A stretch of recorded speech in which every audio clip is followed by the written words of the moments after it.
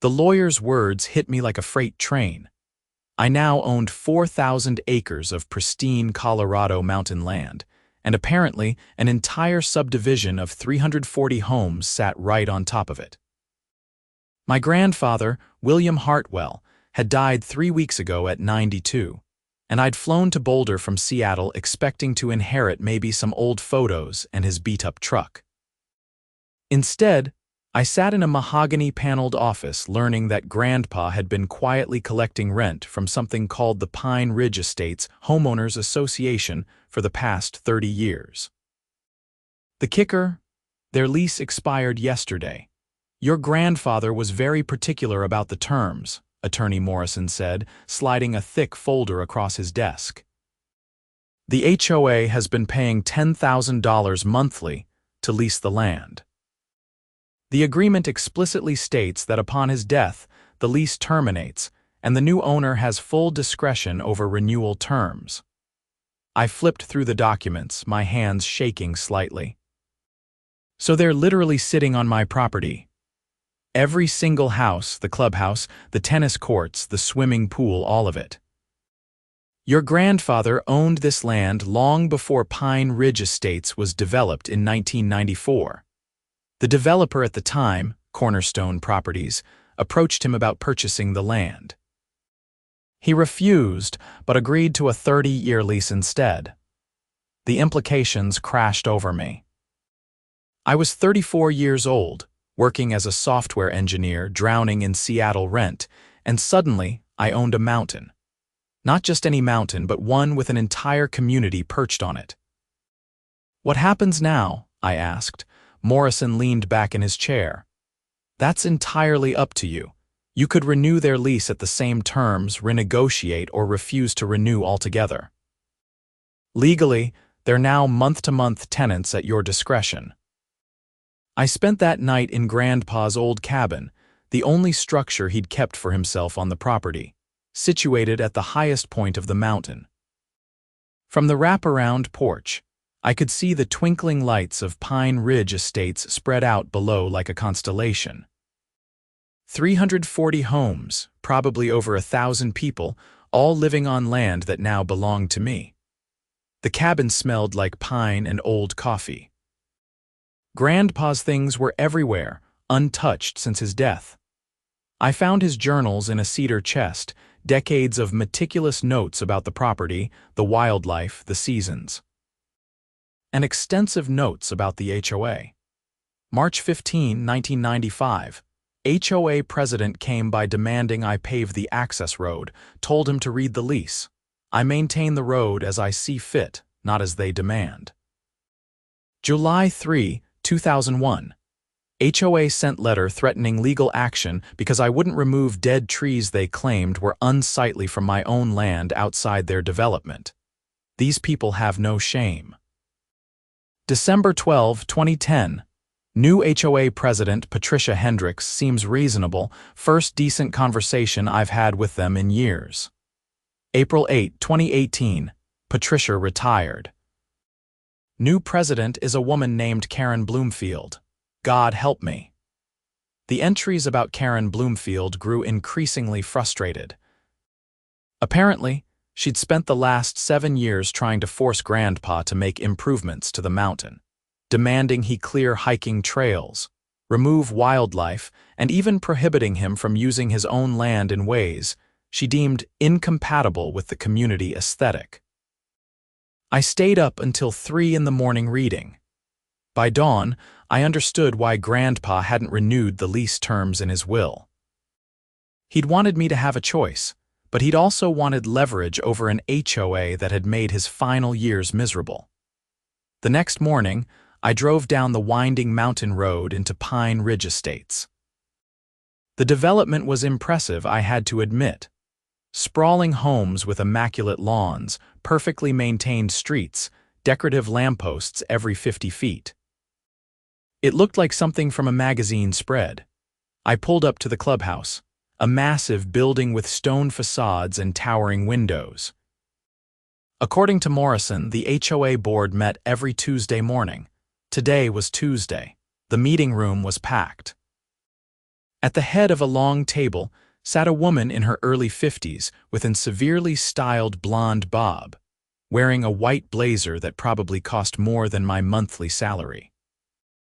A gold nameplate in front of her read Karen Bloomfield, HOA president. "Excuse me," she said sharply as I walked in. "This is a closed board meeting, residents only." "I'm not a resident," I said, standing my ground. "I'm Jake Hartwell. William Hartwell was my grandfather." The room went dead silent. Karen's expression shifted from annoyance to barely concealed contempt. "Mr. Hartwell," she said, her voice dripping with false sweetness. "We were so sorry to hear about William's passing. I assume you're here to discuss the lease renewal? Actually, I'm here to inform you that I'm not renewing the lease." The room erupted, voices overlapped in panic and outrage. Karen slammed a gavel on the table. "That's absurd," she snapped. "We have a binding agreement." "Had," I corrected. "The lease terminated upon my grandfather's death. According to the terms he negotiated, I have no obligation to renew. I've consulted with his attorney." A man in his 60s stood up, his face red. "You can't just kick us out. We own our homes." "You own the structures," I said, keeping my voice calm though my heart was racing. "The land belongs to me. I'm not kicking anyone out immediately, but we need to renegotiate terms." Karen's eyes narrowed. "What kind of terms?" This was the moment I'd been thinking about all night. I could ask for more money, I could sell them the land. Or I could do what my instincts were screaming at me to do. "I want to live here," I said. "I want to build a proper house on my grandfather's cabin site. I want unrestricted access to all parts of my land, including areas currently designated as HOA common spaces. I want the hiking trails reopened that you forced closed. And I want a formal apology for how you treated my grandfather in his final years." Karen stood up slowly. Even from across the room, I could see the fury in her eyes. "Those common spaces were developed with HOA funds," she said. "The tennis courts, the pool, the playground, we paid for those." "On my land," I countered. "With my grandfather's permission under the lease. The lease is over." "This is extortion," Karen hissed. "No, this is property rights. You want to stay, we negotiate. You don't want to negotiate. You can relocate 340 families." I left the clubhouse with my hands shaking. I'd never been a confrontational person, but something about Karen's attitude, the way she'd clearly tormented my grandfather, made my blood boil. My phone rang before I even made it back to the cabin. It was Morrison. "Jake, I just got a very aggressive call from the HOA's attorney. They're threatening to sue." "On what grounds?" "They're claiming implied easements, adverse possession, and arguing that the lease terms are unconscionable and therefore void." I pulled over on the mountain road. "Can they win?" "Honestly, no. Your grandfather's lease was ironclad, drafted by one of the best property attorneys in Colorado, but they can make your life hell with legal fees and delays. Let them try." The next week was chaos. Karen Bloomfield launched a full-scale war. She sent a letter to every resident painting me as a greedy outsider trying to steal their homes. She organized a community meeting where she stood in front of 300 angry homeowners and declared that they would fight me to the last breath. She also started playing dirty.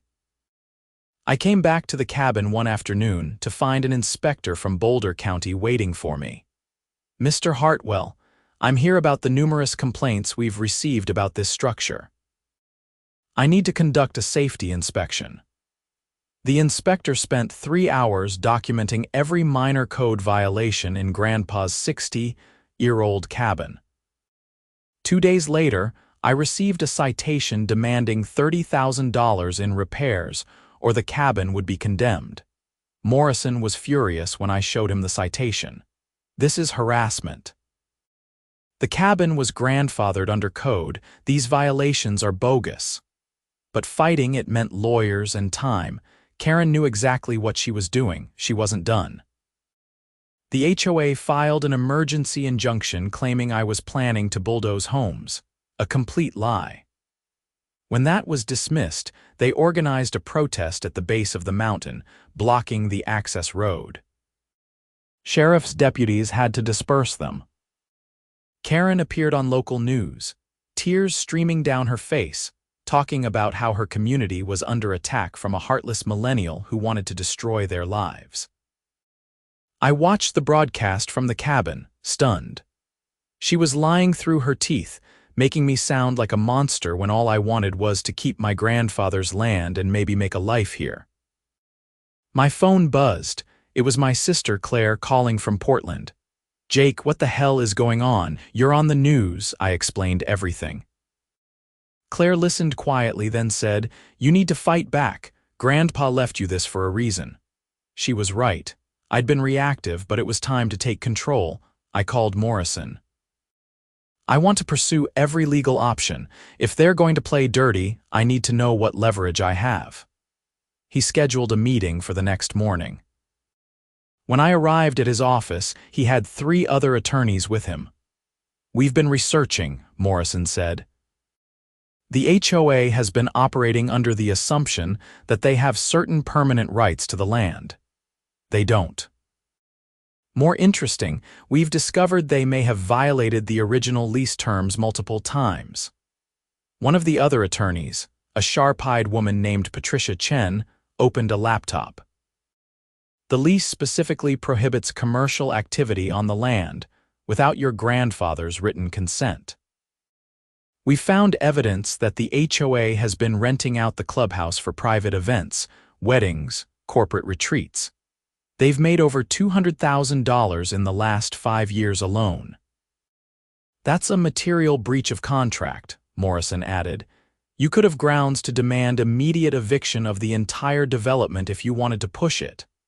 I sat back, processing this. "I don't want to evict everyone. Most of these people probably don't even know what Karen's been doing." "But you can use it as leverage," Patricia said. "Right now, they think they're in a strong position. They're not. They're actually in violation of the lease they're trying to claim should be extended." We spent the next week building a case. Patricia's team uncovered more violations. The HOA had also expanded the tennis courts beyond the originally approved footprint, encroaching on protected wetlands on my property. They'd built an unauthorized shed for maintenance equipment. They'd even sublet a portion of the land to a cell phone company for a tower, pocketing $20,000 annually. Every single action was a lease violation. Together, they represented over $400,000 in unauthorized profits and damages. I scheduled a meeting with Karen and the HOA board, bringing Morrison and Patricia with me. Karen arrived with her own attorney, a slick-looking man in an expensive suit who introduced himself as Robert Chandler. "My clients are prepared to offer a generous renewal of the original lease terms," Chandler began. $10,000 monthly, 30-year term." "That offer might have been relevant a week ago," Patricia said smoothly, "before we documented multiple material breaches of the original lease." She slid a folder across the table. Karen's face went pale as she flipped through the documentation. "These are minor administrative oversights," Chandler sputtered. "These are contract violations totaling over $400,000, Morrison corrected. "We're prepared to file suit for damages, plus immediate eviction of the entire development for breach of lease terms." I watched Karen's mask slip. For the first time, she looked genuinely scared. "What do you want?" she asked, her voice barely above a whisper. "First, you resign as HOA president," I said, "immediately. Second, the HOA issues a formal public apology for the harassment of both my grandfather and myself. Third, we negotiate a new lease with fair terms, which includes my right to build on my own land and unrestricted access to the entire property." "You can't force me to resign," Karen snapped, some of her fire returning. "No, but we can sue your HOA into bankruptcy," Patricia said. And when homeowners realize that your unauthorized activities and lease violations are the reason they're losing their homes, I suspect they'll demand your resignation themselves. The meeting ended without agreement, but I could see the fear in Karen's eyes. 2 days later, I received an anonymous email. It was from someone who identified themselves only as a concerned resident and contained dozens of internal HOA documents. Financial records showing that Karen had been paying herself an administrative salary of $60,000 annually, which was never approved by the general membership. Records of her voting herself and her family members' expensive community service awards. Evidence that she'd been using HOA funds for personal expenses, from landscaping her own yard to paying for her daughter's wedding at the clubhouse. Karen Bloomfield wasn't just difficult. She was embezzling. I forwarded everything to Morrison immediately. He called within an hour. "Jake, this is criminal. We need to report this to the authorities. Will it help my case?" "It'll obliterate theirs. Once the homeowners realize Karen's been stealing from them, the HOA's united front will collapse. But more importantly, this is fraud. She needs to be held accountable." I struggled with the decision. Reporting Karen meant involving the police, potentially destroying her life.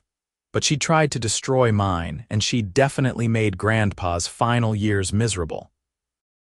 More than that, she'd stolen from her neighbors. "Do it," I said. Morrison contacted the Boulder County District Attorney's office. Within a week, 2 detectives showed up at Karen's house. I wasn't there, but according to the local news, she was arrested and charged with embezzlement, fraud, and theft. The Pine Ridge Estates community imploded. An emergency HOA meeting was called, where Karen's financial crimes were revealed to the shocked membership. She was immediately removed from the board. 3 families whose members had been complicit in her schemes also resigned. A retired civil engineer named Tom Bradley was elected as interim president. He called me the next day. "Mr. Hartwell, I want to apologize on behalf of the community," he said. "Most of us had no idea what Karen was doing, either with the HOA funds or how she treated your grandfather. We want to make this right." Tom was genuine, and over coffee at a local diner, we started hammering out real solutions. He understood that I had legitimate property rights and that the community had been operating on borrowed land. He also understood that I wasn't trying to destroy anyone's life. "What would a fair lease look like to you?" Tom asked. "I want the monthly payment increased to $20,000 to reflect current market value," I said. "That's still below what commercial developers would charge. I want a clause guaranteeing my access to the entire property. I want the unauthorized commercial rentals stopped, and any future development plans need my written approval. And I want a 15-year lease term instead of 30, with renegotiation options." Tom nodded slowly. "That's steep, but it's fair. $20,000 monthly means about $60 per household. Most people here can handle that." "There's one more thing," I said. "I want to be left alone. No more complaints about my cabin, no more harassment, no more trying to control what I do on my own land. Your HOA governs your development. It doesn't govern me." "Deal," Tom said, extending his hand. The new lease was drafted over the following month. Patricia made sure every clause was clear and enforceable. The HOA membership voted on it, and it passed with an overwhelming majority. Turned out, when Karen wasn't manipulating the narrative, people were reasonable. I used the first lease payment to start renovations on the cabin. Not because the county required it, but because I wanted to honor Grandpa's memory by preserving his home while making it my own. The builder I hired, a local guy named Marcus, was excited about the project. "Your grandfather was a legend around here," he said. "People who knew him said he was stubborn as hell but fair. He loved this mountain." As Marcus's crew worked, I started exploring the property. 4,000 acres was enormous, and I'd only seen a fraction of it. I found the hiking trails Grandpa had maintained for decades, now overgrown because the HOA had forced them closed, claiming they were safety hazards. In reality, Karen had just wanted to control access to the mountain. I hired a trail maintenance crew and had them restored. When I posted signs announcing the trails were open to Pine Ridge residents for hiking, I got dozens of thank you notes. People had missed them. I also found what Grandpa had been protecting. Deep in the forest, there was a pristine alpine meadow where elk gathered at dawn. A crystal-clear stream ran through it, feeding into a series of beaver ponds. It was untouched, perfect, exactly how nature intended. Karen had wanted to turn this area into a nature park with paved paths and picnic tables. Grandpa had refused, and now I understood why. Some places needed to remain wild. The legal proceedings against Karen moved forward. The DA's office built a case showing she'd embezzled over $120,000 from the HOA over 6 years. Her attorney tried to negotiate a plea deal, but the evidence was overwhelming. I was subpoenaed to testify at her preliminary hearing. Walking into the courthouse, I felt conflicted. I'd never wanted to destroy anyone's life, but Karen had made deliberate choices. On the stand, I testified about the harassment, the false code violations, the media lies. The prosecutor asked me about my grandfather's journals. He wrote extensively about Miss Bloomfield making his life difficult, I said. She tried to control his use of his own property, filed false complaints, and openly told him she wished he would die so she could deal with someone reasonable. Karen sat at the defense table, her expression blank. The vibrant, aggressive woman who dominated that first HOA meeting was gone, replaced by someone who looked small and defeated. The judge bound her over for trial. 3 months later, she pleaded guilty to embezzlement and fraud. She was sentenced to 18 months in prison and ordered to pay full restitution to the HOA. I didn't feel victorious. I felt tired. Back at the mountain, life started settling into a new rhythm. The cabin renovation was complete, transformed from a rustic hunting lodge into a beautiful modern home while keeping Grandpa's essence. I set up a home office and started working remotely, taking contract software engineering jobs that let me live on my own schedule. The relationship with Pine Ridge Estates stabilized. Tom Bradley proved to be an excellent HOA president, professional and reasonable. When residents had concerns, he addressed them respectfully. When I had issues, he listened.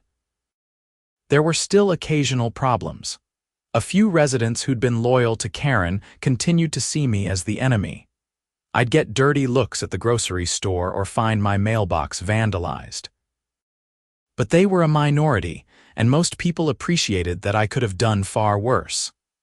I started dating a woman named Sarah who worked at the Boulder Public Library. She thought the whole situation was absurd but admired how I'd handled it. "You inherited a mountain and accidentally became a landlord to an entire subdivision," she laughed over dinner one night. "That's the most Colorado thing I've ever heard." "I still can't believe it's real sometimes," I admitted. 6 months ago, I was in a studio apartment in Seattle complaining about my landlord. "Now I am the landlord." "Are you happy?" she asked. I thought about it. "Yeah, I miss Grandpa, but I think he'd be glad I'm here. This place meant everything to him." 1 year after inheriting the property, I organized a community event. I invited all Pine Ridge residents to a gathering at the restored Alpine Meadow. We had a catered barbecue, live music, and I gave a short speech. "My grandfather loved this mountain," I said, standing on a small platform while hundreds of people listened. "He spent his life protecting it, preserving it, making sure it stayed wild and beautiful. When he leased this land for your community, he did it with the belief that people could live here respectfully, as part of the landscape rather than dominating it." I paused, looking out at the crowd. The past year has been difficult for everyone, but I think we've found our way to something good. You have your homes, your community. I have my land and my grandfather's legacy. We can coexist. The applause was genuine. After the speech, people came up to introduce themselves, to apologize for the conflict, to share their own memories of Grandpa helping them over the years. An elderly woman named Dorothy told me about the time Grandpa personally plowed the access road during a blizzard so her husband could get to the hospital. He never asked for recognition, she said, tears in her eyes. He just helped because that's who he was. Those stories meant more to me than any legal victory. Tom Bradley approached as the sun was setting, casting golden light across the meadow. "You did good today," he said. "This community needed healing." "We all did," I replied. That night, I sat on the cabin porch with Sarah, watching the lights of Pine Ridge Estates twinkle below. The mountain was quiet except for the sound of wind through pine trees and the distant call of an owl. "What are you thinking about?" Sarah asked. "I'm thinking about how weird life is," I said. One unexpected inheritance changed everything. I went from feeling lost in Seattle to having roots here, having purpose. "Do you think you'll stay?" "Yeah," I said without hesitation. "This is home now." The next morning, I hiked to Grandpa's favorite spot, a rocky outcrop at the mountain summit with 360-degree views. He'd scattered my grandmother's ashes here 20 years ago, and according to his will, this was where he wanted his ashes too. I'd been putting it off, not ready to let go, but it was time. I opened the wooden urn and released Grandpa's ashes into the wind. They caught the breeze and dispersed across the mountain he'd loved and protected. "I've got it from here, Grandpa," I said quietly. "I promise."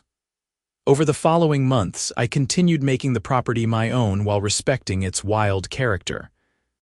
I installed solar panels on the cabin, making it completely off-grid. I worked with a conservation group to establish protected corridors for wildlife. I even donated a conservation easement on 2,000 acres, ensuring it could never be developed. The HOA continued operating smoothly under Tom's leadership. The monthly lease payments came reliably, and the relationship between me and the community evolved from adversarial to cooperative. We were never going to be best friends, but we'd achieved mutual respect. I hired a part-time property manager, a former park ranger named Jim, to help maintain the trails and monitor the land. He loved the work and became a good friend. "You're doing this right," Jim told me one day as we cleared a fallen tree from a hiking path. "A lot of people would have either sold out to developers or tried to extract maximum profit. You're finding balance." "That's what Grandpa did," I said. "I'm just following his example." The second anniversary of Grandpa's death arrived. I organized another community gathering, this time focused on establishing formal guidelines for land use. I wanted clear rules so future disputes wouldn't arise. We created a joint committee with HOA representatives and my appointed advisors. Together, we drafted a comprehensive agreement covering everything from trail maintenance to wildlife protection to development restrictions. "This is unprecedented," Patricia Chen told me during one of our meetings. "I've never seen a private landowner and an HOA create this kind of collaborative framework. You're setting a model." "I just don't want my kids to inherit the mess I inherited," I said. Sarah and I had gotten engaged the month before. We were planning a small wedding in the Alpine Meadow, and she was already talking about children. The idea of raising a family on this mountain felt right. The wedding took place on a perfect June morning. 200 people attended, including most of the Pine Ridge Estates community. Tom Bradley gave a toast. 2 years ago, Jake Hartwell arrived in our lives like a storm, he said, raising his glass. We didn't handle it well. But he showed grace under pressure and found a way forward when it would have been easier to destroy us. Here's to Jake and Sarah and to the future of this mountain. Standing there with Sarah's hand in mine, surrounded by people who'd once been enemies but were now neighbors, I felt overwhelming gratitude. Not just for the inheritance, but for everything it had taught me about standing firm, about fairness, about the importance of protecting what matters.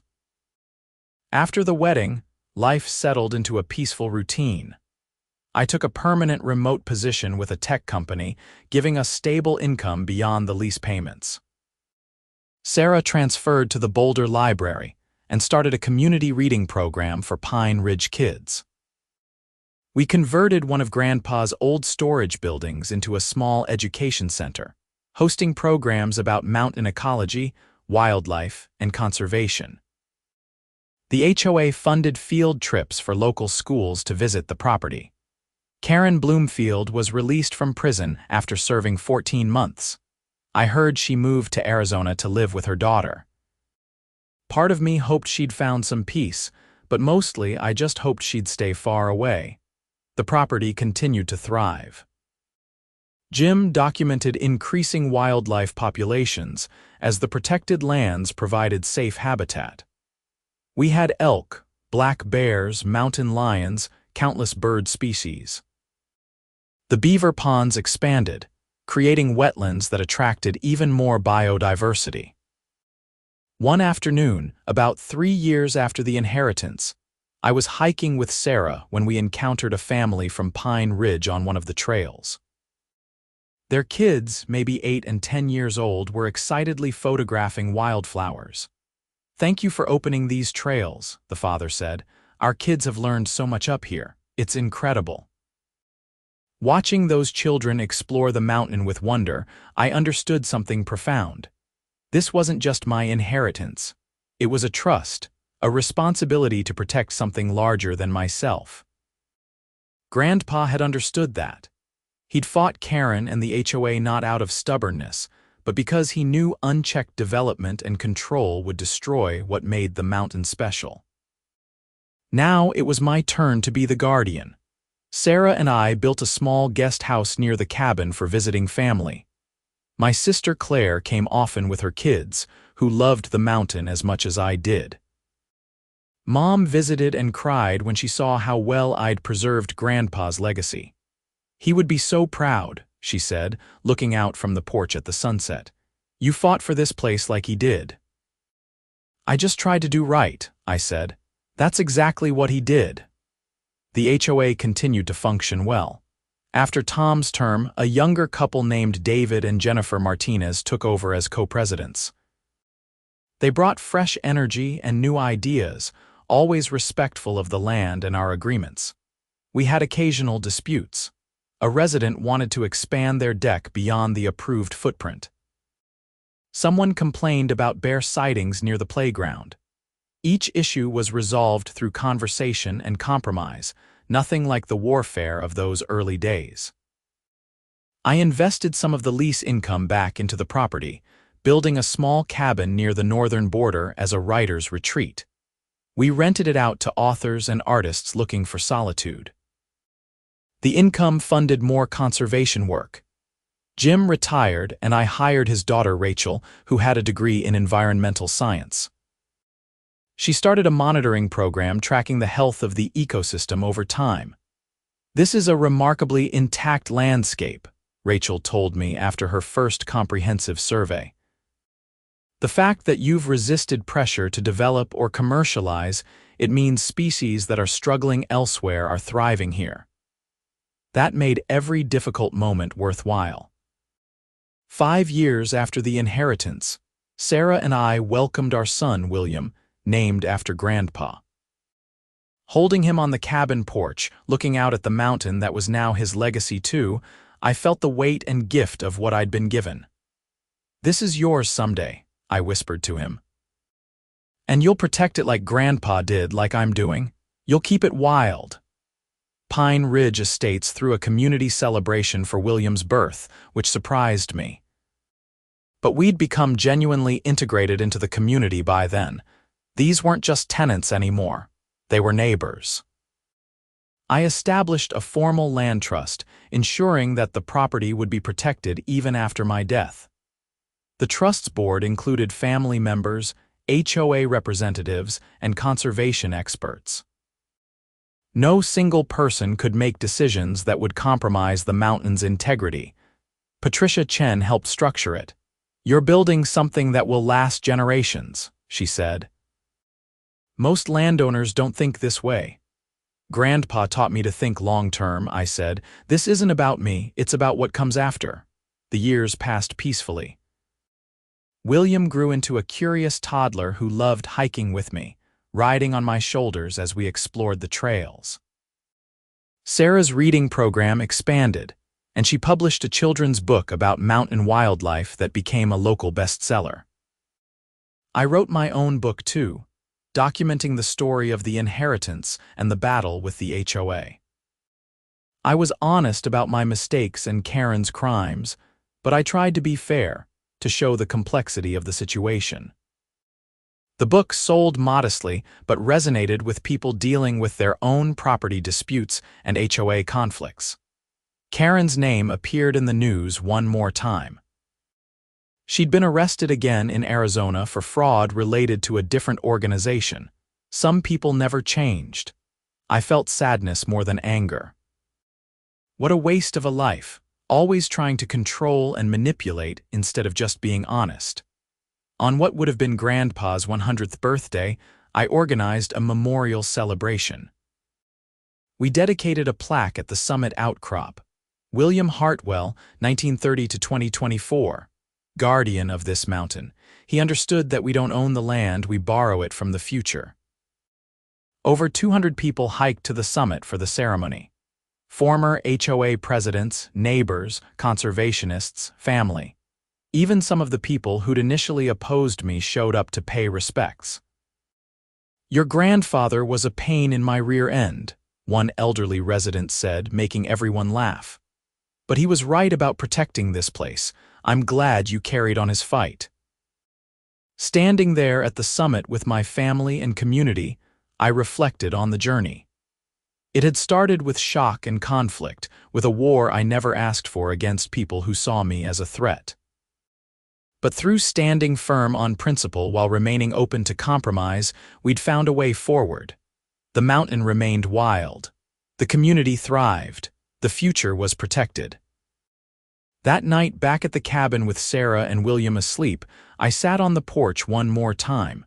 The stars blazed overhead, unpolluted by city lights. An elk bugled in the distance. The wind moved through the pines with a sound like rushing water.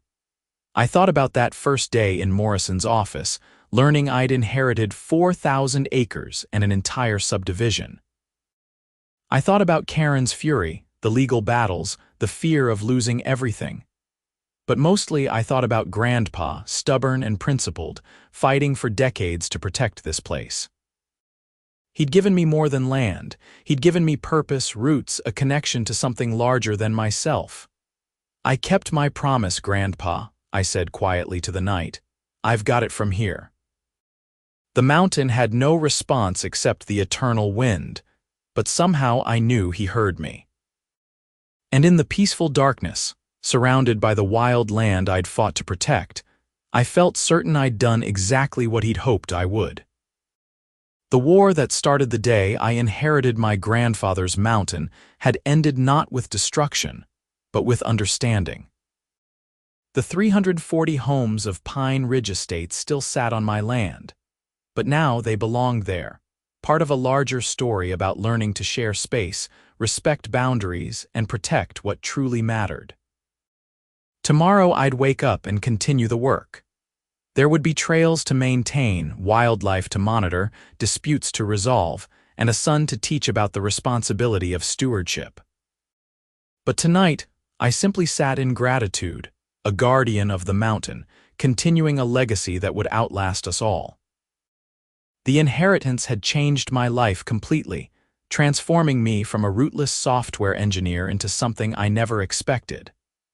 A protector of wild places, a reluctant landlord, a keeper of promises made to a grandfather who understood that some things were worth fighting for. And as the stars wheeled overhead and the night deepened around me, I knew with absolute certainty that I would spend the rest of my life honoring that fight, keeping this mountain wild and free for William, for his children, and for all the generations yet to come who would need places like this to remind them what truly mattered in an increasingly developed world. The war was over.